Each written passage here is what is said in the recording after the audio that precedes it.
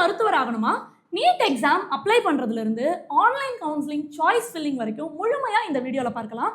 NEET எக்ஸாம்னா என்ன? இந்த எக்ஸாம்ல தேர்ச்சி பெறதுனால என்னென்ன படிப்புகள்ல நீங்க சேர முடியும்? யாரெல்லாம் இந்த நீட் எக்ஸாமுக்கு விண்ணப்பிக்கலாம்? நீட் எக்ஸாமுடைய பேட்டர்ன் அண்ட் சிலபஸ் என்னன்னு தெரிஞ்சுக்கிறது மட்டும் இல்லாம ஆல் இண்டியா கோட்டானா என்ன, ஸ்டேட் ரிசர்வேஷன்னா என்னங்கிறத பார்க்கலாம். எத்தனை மருத்துவ கல்லூரிகள் இருக்கு, அதுல மாணவர்களுக்குரிய சீட் எவ்வளோ அலோகேட் பண்றாங்க, இது முழுமையா இந்த வீடியோல பார்க்கலாம். நீங்க நீட் எக்ஸாம் படிக்கிறீங்கன்னா உங்களோட ப்ரிப்பரேஷன் ஸ்ட்ராட்டஜி என்னவா இருக்கணும், எப்படி இந்த தேர்வுக்கு நீங்க உங்களை தயார்படுத்தணும் அப்படிங்கிறதோட சேர்த்து கவுன்சிலிங், சாய்ஸ் ஃபில்லிங்குடைய முக்கியத்துவம் என்னன்னு நீங்க புரிஞ்சுக்கலாம். உங்க வீட்டில் நீட் படிக்கிற குழந்தைங்க இருக்காங்க அப்படின்னாலோ, நீங்க 11th 12th நீட் சீரியஸாக ஃபோக்கஸ் பண்றீங்க அப்படின்னாலோ கண்டிப்பாக சிக்ஷா கிளாஸ் சப்ஸ்கிரைப் பண்ணிக்கோங்க, பெல் ஐக்கன் கிளிக் பண்ணிக்கோங்க. நீட் அப்படிங்கிறது national eligibility come entrance test அப்படின்னு சொல்லுவோம். இது தேசிய அளவில் நடக்கக்கூடிய ஒரு தேர்வு. அது மட்டும் இல்லாமல் இது அடிப்படை தகுதி தேர்வு. 11ஆம் 12ஆம் வகுப்புகள்லேருந்து கேள்விகள் கேட்கப்படுறதுனால இது ஒரு அடிப்படை தகுதி தேர்வாக அமையுது. அது மட்டும் இல்லாமல் இது ஒரு நுழைவுத் தேர்வு. எந்த கல்லூரிகளில் விண்ணப்பிப்பதற்காக இந்த நுழைவுத் தேர்வுன்னு பார்த்தீங்கன்னா மருத்துவ படிப்பு, இளநிலை மருத்துவ படிப்பு. அதனால இந்த தேர்வுக்கு நீட் யூஜி அப்படிங்கிற ஒரு பேரும் உண்டு. சரி, தேர்வை யார் நமக்கு நடத்தி தர்றாங்க அப்படின்னா NTA அப்படின்னு சொல்லக்கூடிய தேசிய தேர்வு முகமை தான் இந்த தேர்வு நடத்தி தராங்க. இந்த தேர்வு எழுதுறதுனால என்னென்ன படிப்புகள் நீங்க விண்ணப்பிக்கலாம் அப்படின்னா MBBS படிப்பு, BDS படிப்பு, இதனோடு சேர்த்து ஆயுஷ் அப்படின்னு சொல்லக்கூடிய ஆயுர்வேத மருத்துவம், சித்த மருத்துவம், ஹோமியோபதி மருத்துவம், யுனானி மருத்துவம் படிக்கலாம். இதுல நீங்க யுனானி படிப்பதற்கு உங்களுக்கு அரபு மொழி தெரிந்திருக்க வேண்டியது கட்டாயம். கூடுதலா ஆர்ம்டு ஃபோர்ஸ் மெடிக்கல் காலேஜில் நீங்கள் BSc நர்சிங் அப்ளை பண்ணணும் அப்படின்னா அதற்குமே நீட் மதிப்பெண் கட்டாயமாக்கப்படுகிறது. இந்த மதிப்பெண் அடிப்படையில் தான் உங்களுக்கு கவுன்சிலிங்கே நடத்துகிறாங்க. வெட்டினரி சயின்ஸ், வெட்டினரி டாக்டர் ஆகணும் அப்படின்னாலும் உங்களுக்கு நீட் ஸ்கோர் கட்டாயம். அதன் அடிப்படையில் தான் உங்களுக்கு கலந்தாய்வு நடைபெறும். அது மட்டும் இல்லாமல் இப்போ கூடுதலாக பல படிப்புகள் வந்து இந்த நீட் எக்ஸாமுக்கு கீழே கொண்டு வராங்க. Bachelor of physiotherapy, bachelor of occupational therapy. இப்போ நம்ம பார்த்த இந்த ஒவ்வொரு படிப்புக்குமே கலந்தாய்வு அப்படிங்கிறது மாறுபடும். அடுத்து என்னென்ன மெடிக்கல் காலேஜ் இருக்குது அப்படிங்கிற அந்த வகைகள் பார்க்கலாம். இப்போ தமிழ்நாட்டுக்குள்ளே எடுத்தீங்கன்னா அரசு கல்லூரிகள், மருத்துவக் கல்லூரிகள் இருக்கும். அதே மாதிரி தனியார் மருத்துவக் கல்லூரிகள் இருக்கும். டீம்டு யூனிவர்சிட்டி அப்படின்னு சொல்லக்கூடிய நிகர்நிலை பல்கலைக்கழகங்கள்லையும் மருத்துவ படிப்புகள் இருக்கும். அதே மாதிரி இந்திய அளவில் எடுக்கும்போதும் அரசு மருத்துவக் கல்லூரிகளும் தனியார் மருத்துவக் கல்லூரிகளும் நிகர்நிலை பல்கலைக்கழகங்களும் இருக்கும் அப்படிங்கிறத நீங்கள் கவனிக்கணும். எய்ம்ஸ், ஜிப்மர், ESIC அதெல்லாமே சிறப்பு வாய்ந்த மருத்துவக் கல்லூரிகளை நம்ம பார்க்குறோம். அதற்கு அடுத்ததாக பல் மருத்துவத்திற்குமே அரசு மருத்துவக் கல்லூரிகளும் தனியார் மருத்துவக் கல்லூரிகளும் மாநில அளவிலையும் இந்திய அளவிலையும் இருக்கக்கூடியதை நீங்கள் பார்க்க முடியுது. குறிப்பாக ஆயுஷ் அப்படிங்கிற துறைக்கு தனிப்பட்ட முறையில் ஆயுர்வேத கல்லூரிகள், சித்த மருத்துவ படிப்பு கல்லூரிகள், இப்படி வந்து ஆயுஷ் டிபார்ட்மெண்ட்டுக்கும் நிறைய கல்லூரிகள் இருக்கிறது நம்மளால் பார்க்க முடியுது. அப்போது இந்த நீட் தேர்வில் நீங்கள் தேர்ச்சி பெற்றீங்க அப்படின்னா உங்களுடைய கேட்டகரிக்குரிய கட் ஆஃப் மார்க்கை நீங்கள் சரியாக எடுத்தீங்கன்னா இத்தனை கல்லூரிகளில் நீங்கள் அப்ளை பண்ணி படிக்கிறதுக்குரிய வாய்ப்புகள் நிறையவே இருக்குது.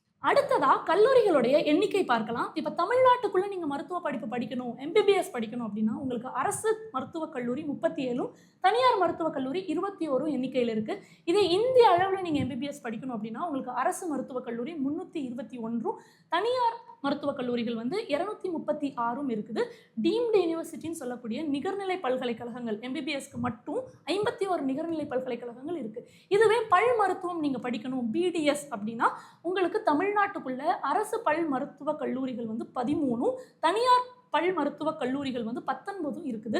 அது மட்டும் இல்லை, இந்திய அளவில் பார்த்தீங்கன்னா BDSக்கு அரசு சார்ந்த பல் மருத்துவக் கல்லூரிகள் வந்து 76, தனியார் பல் மருத்துவக் கல்லூரிகள் 242 இருக்குது. BDSக்கு நிகர்நிலை பல்கலைக்கழகங்கள் 32 இருக்குது. அப்போது இத்தனை கல்லூரிகள்லையும் நமக்கு வந்து மாணவர்கள் சேர்க்கை நடைபெறும் இந்த நீட் எக்ஸாமுடைய ஸ்கோரை பேஸ் பண்ணி. அடுத்ததான் நம்ம இந்த நீட் எக்ஸாம் யாரெல்லாம் எழுதலாம் அப்படின்னு பார்த்துடலாம். 12ஆம் வகுப்பு படித்து கொண்டிருக்கக்கூடிய மாணவர்களும் எழுத முடியும், 12ஆம் வகுப்பு படித்து முடித்த மாணவர்களும் எழுத முடியும்.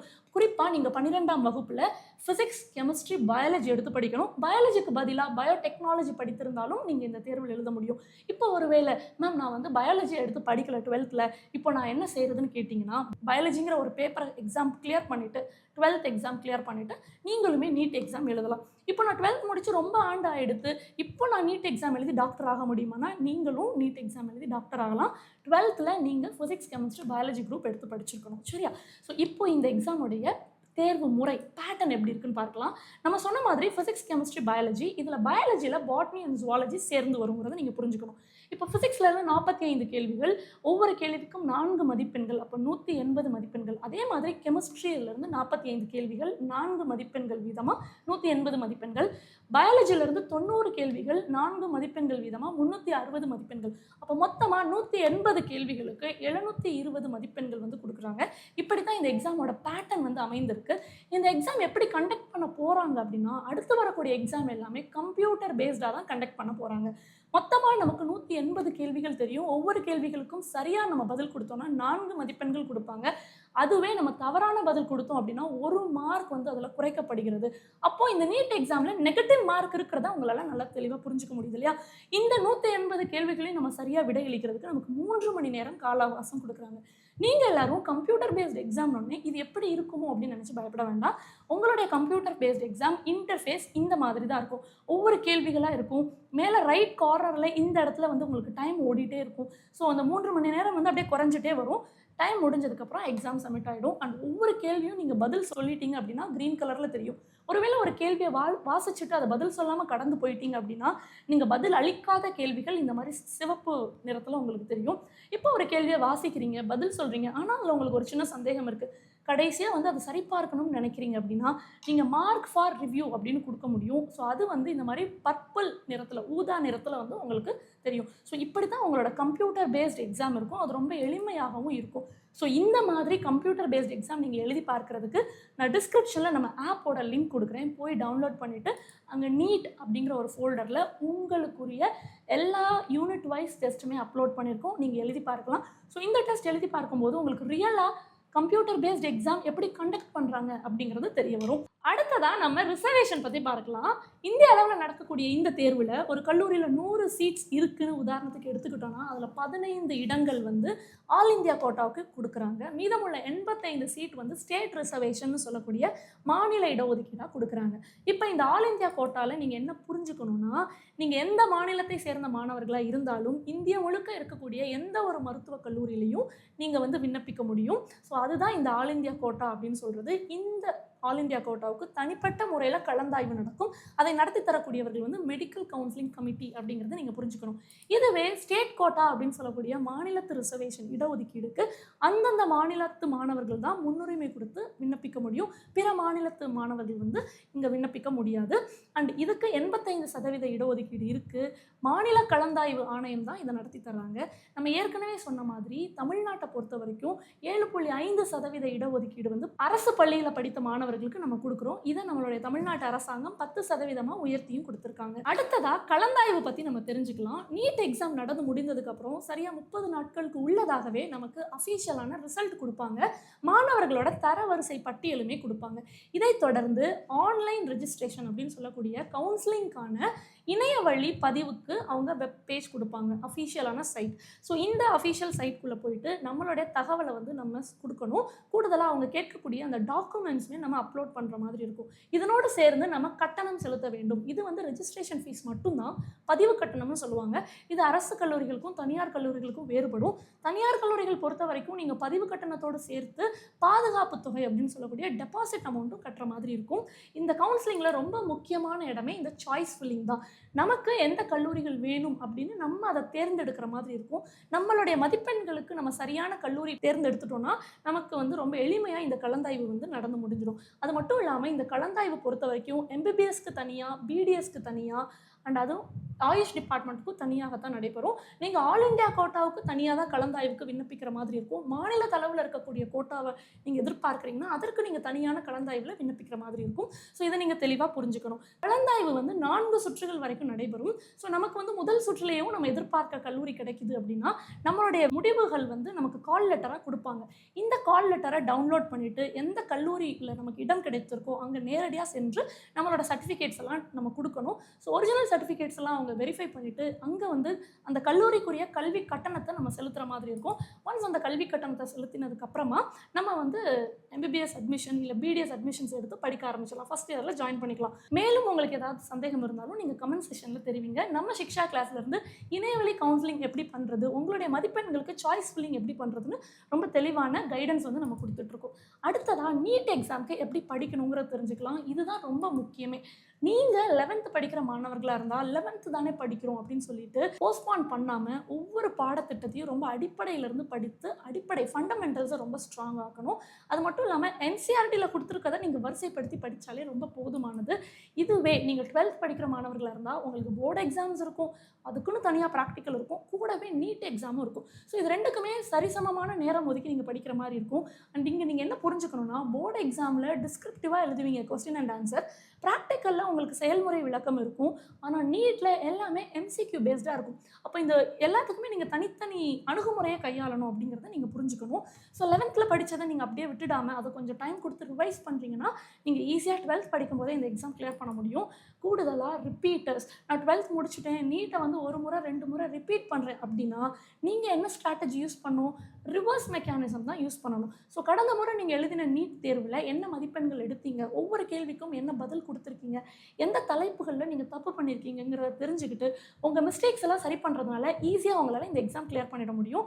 ஸோ என்டையர் சிலபஸும் நம்ம முன்னாடியே முடிச்சு வச்சுருக்கிறதுனால நிறைய மாக் டெஸ்ட் எழுதி பார்க்கணும். உங்களோட வீக் ஏரியாஸ் என்னென்னு நீங்கள் ஐடென்டிஃபை பண்ணி படிக்கணும். ஸோ இதுதான் நீங்கள் ரிசல்ட் எடுக்கிறதுக்குரிய ஒரு ஈஸியான மெத்தட். ஸோ ஒருத்தரும் எப்படி ப்ரிப்பேர் பண்ணுறதுன்னு பார்த்தோம். இப்போது நமக்கு எத்தனை சீட்ஸ் கொடுக்குறாங்க, ஒரு வருடத்திற்கு எத்தனை பேர் மருத்துவர் ஆகிறாங்க அப்படிங்கிறத பார்க்கலாம். எம்பிபிஎஸ் இடங்களும் பிடிஎஸ் இடங்களும் தனித்தனியாக பார்க்கலாம். இந்திய அளவில் நீங்கள் எம்பிபிஎஸ் இடங்கள் கேட்டிங்க அப்படின்னா மொத்தமாக 1,28,875 இருக்குது. இப்போது புதிய கல்லூரிகள் வருது அப்படின்னா இந்த இடங்களில் மாற்றமும் ஏற்படலாம். அதே மாதிரி இந்தியா முழுக்க பிடிஎஸ் இடங்கள் பொறுத்த வரைக்கும் 28,016 இடங்கள் இருக்குது. தமிழ்நாட்டு அளவில் எம்பிபிஎஸ் இடங்கள் பார்த்தீங்கன்னா 13,000 இடங்களும், தமிழ்நாட்டு அளவில் பிடிஎஸ் இடங்கள் பார்த்தீங்கன்னா 2,250 இடங்களும் இருக்குது. இது அரசு மருத்துவக் கல்லூரிகள், தனியார் மருத்துவக் கல்லூரிகள்னு நான் தனித்தனியாக போட்டிருக்கேன், நீங்கள் தெரிந்துக்கலாம். இப்போது ஒரு மருத்துவர் ஆகிறதுக்கு எவ்வளோ கல்வி கட்டணம் நம்ம செலுத்த வேண்டியதாக இருக்குன்னு பார்க்கலாம். அரசு மருத்துவக் கல்லூரியில் சேர்றீங்கன்னா 18,073 தான் உங்களுடைய ஃபீஸாக அமையுது. இதுவே தனியார் மருத்துவக் கல்லூரியில் உங்களுக்கு அரசு இட ஒதுக்கீடு கிடைக்குதுன்னா 4,40,000 உங்களுடைய கட்டணமாக இருக்குது. இதுவே தனியார் மருத்துவக் கல்லூரியில் உங்களுக்கு மேனேஜ்மெண்ட் சீட் கிடைக்குதுன்னா அதற்குரிய கல்வி கட்டணம் என்ன அப்படிங்கிறது இங்கே கொடுத்துருக்கோம். டீம்டு யூனிவர்சிட்டிக்கும் என்ஆர்ஐ ரிசர்வேஷனுக்குமே வந்து இது மாறுபடுறதை நீங்கள் பார்க்க முடியுது. அடுத்ததாக இது பிடிஎஸ்க்கு என்ன மாதிரியான கல்வி கட்டணம் இருக்குங்கிறத பார்க்கலாம். அரசு பல் மருத்துவக் கல்லூரியில் 16,610 ரூபாய் தான் ஒரு ஆண்டுக்குரிய கல்வி கட்டணம். அது மட்டும் இல்லாமல் இப்போ நீங்கள் வந்து தனியார் கல்லூரிகளில் அரசு இடஒதுக்கீட்டில் நீங்கள் சேர்றீங்கன்னா ஒரு ஆண்டுக்கு 2,10,000 ரூபாய் தான் உங்களுக்கு நிர்ணயிக்கப்பட்ட ஆண்டு கல்வி கட்டணமாக அமையுது. இதுவே நீங்கள் வந்து மேனேஜ்மெண்ட் சீட்டில் போகிறீங்க, நிகர்நிலை பல்கலைக்கழகத்தில் போகிறீங்க, என்ஆர்ஐ ரிசர்வேஷனுக்குள்ளே வரீங்கன்னா உங்களுக்கு ஆண்டுக்குரிய கல்வி கட்டணங்கள் மாறுபடுது அப்படிங்கிறத நீங்கள் தெளிவாக புரிஞ்சுக்கலாம். நீட் எக்ஸாம் பற்றி அடிக்கடி கேட்கக்கூடிய கேள்விகளும் அதற்குரிய பதில்களும் இப்போ பார்க்கலாம். மீண்டும் நீட் தேர்வு எழுதலாமானா எஸ். நீங்கள் ஒரு முறை நீட் தேர்வு எழுதி அதில் உங்களுக்கு ரிசல்ட் நீங்கள் எதிர்பார்த்தது போல் வரலை, மருத்துவ சேர்க்கை உங்களுக்கு கிடைக்கல அப்படின்னா மறுபடியும் நீங்கள் நீட் எக்ஸாம் எழுதலாம், எத்தனை முறை வேணாலும் எழுதலாம், சரியா?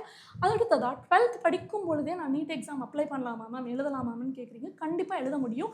நீங்கள் அப்ளிகேஷன் ஃபார்ம் ஃபில் பண்ணும் பொழுதே அப்பியரிங் அப்படின்னு ஒரு ஆப்ஷன் இருக்கும், அதை சூஸ் பண்ணிவிட்டு நீங்கள் 12th படிக்கும் போதே நீட் எக்ஸாம் எழுதி பார்க்கலாம். அடுத்ததாக தமிழ் வழியில் நீட் எழுதலாமான்னு கேட்குறீங்க. நம்ம நீட்டோட கொஸ்டின் பேப்பர் வந்து 13 மொழிகளில் இருக்குது. அதில் கண்டிப்பாக தமிழ் மொழியும் உண்டு, ஆங்கில மொழியிலையும் தமிழ் மொழியிலையும் தான் நமக்கு கேள்விகள் வரும். ஸோ கண்டிப்பாக தமிழ் வழியிலையுமே நம்ம நீட் எக்ஸாம் எழுத முடியும். மாநில பாடத்திட்டத்தை படித்து நீட் தேர்ச்சி பெற முடியுமானா கண்டிப்பாக முடியும். நமக்கு மாநில பாடத்திட்டமா இல்லை என்சிஆர்டி புக்கை ஃபாலோ பண்ணுறோமாங்கிறது இங்கே முக்கியம் இல்லை. நீட்டுக்குன்னு ஒரு சிலபஸ் கொடுத்துருக்காங்க, அந்த சிலபஸை பின்பற்றி தான் நம்ம படிக்க போகிறோம். நம்ம மாநில பாட புத்தகங்களையே நீட்குரிய பாடத்திட்டங்களும் பொருந்தி வர்றதை நம்மளால் பார்க்க முடியுது. ஸோ நீங்கள் பயிற்சி செஞ்சு ஈஸியாக இந்த தேர்வை வந்து கிளியர் பண்ண முடியும். என்சிஆர்டி மட்டும் போதுமான்னு கேட்டிங்கன்னா நான் அதை சஜஸ்ட் பண்ண மாட்டேன். ஏன் அப்படின்னா நீட்டுடைய புதிய பாடத்திட்டத்தில் என்சிஆர்டியை தாண்டியுமே சில பாடத்திட்டங்கள் உள்ள சிலபஸாக கொடுத்துருக்காங்க. அதனால தான் சொன்னேன் நான் நீட்டுடைய சிலபஸை தான் நீங்கள் பின்பற்றணும்னு.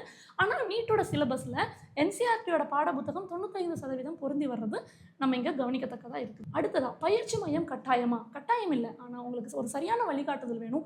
இருக்கக்கூடிய கால அவகாசத்தை நீங்கள் சரியாக பயன்படுத்தி திட்டமிட்டு படிக்கணும் அப்படின்னா கண்டிப்பாக உங்களுக்கு ஒரு பயிற்சி மையத்தோட துணை வந்து உறுதுணையாக இருக்குங்கிறத நீங்கள் புரிஞ்சுக்கலாம்.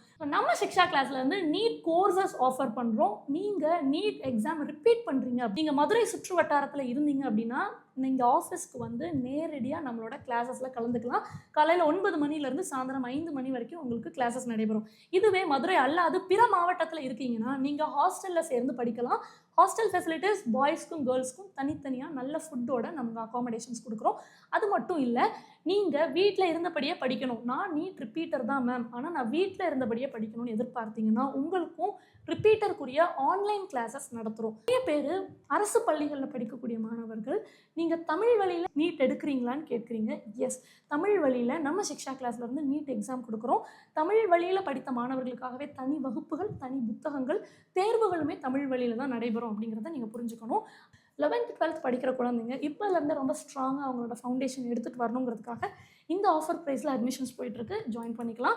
ஸோ மறக்காமல் சிக்ஷா கிளாஸ் சப்ஸ்கிரைப் பண்ணி பெல் ஐக்கன் கிளிக் பண்ணிக்கோங்க. அடுத்து வரக்கூடிய ஒவ்வொரு அப்டேட்ஸும் உங்களுடைய கவுன்சிலிங் ப்ரொசீஜர், சாய்ஸ் ஃபில்லிங்க்கு முழுமையான கைடன்ஸ் நம்ம சிக்ஷா கிளாஸ்லேருந்து கிடைக்கும்.